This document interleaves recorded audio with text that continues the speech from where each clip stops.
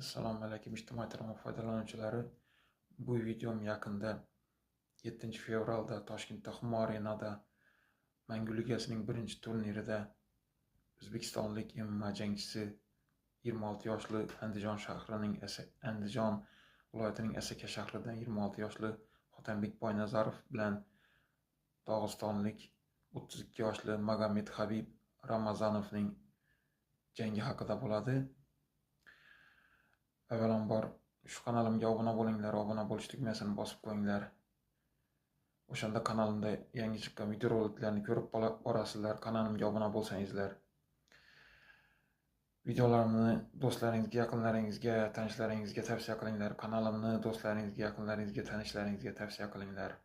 Kanalimni qo'llab-quvvatlab yuboringlar. Hammangizdan Alloh rozi bo'lsin.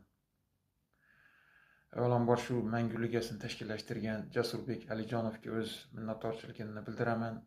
Bu ham bir o'zbekistonlik MMA jangchilarimizga yaratib berilgan shart-sharoitlardan bittasi deb hisoblayman. Bu Mangu Ligasining birinchi turnirida 7 fevralda Toshkentda Humo Arenada asosiy jang bo'lib o'tdi. Hotanbek Boynazarov bilan Magomed Habib Ramazonov o'rtasida. Dog'istonlik Magomed Habib Ramazonov 32 yoshda ekan, 5 ta jang o'tkazgan ekan, 5 tasida g'alaba qozongan ekan. Uning raqibi bizning hamyurtimiz O'zbekistonning Andijon viloyati Asaka shahridan Hotanbek Boynazarov 26 yoshda 12 ta jang o'tkazib, 12 ta jangning hammasida g'alaba qozongan ekan. Bu jang Mangu Ligasi turnirining asosiy jangi bo'ldi va 80 kilogramm vaznda bo'ldi bu jang. Bu jangda hamyurtimiz Hotanbek Boynazarov Magomed Habib Ramazonovni ikkinchi raundda muddatidan oldi.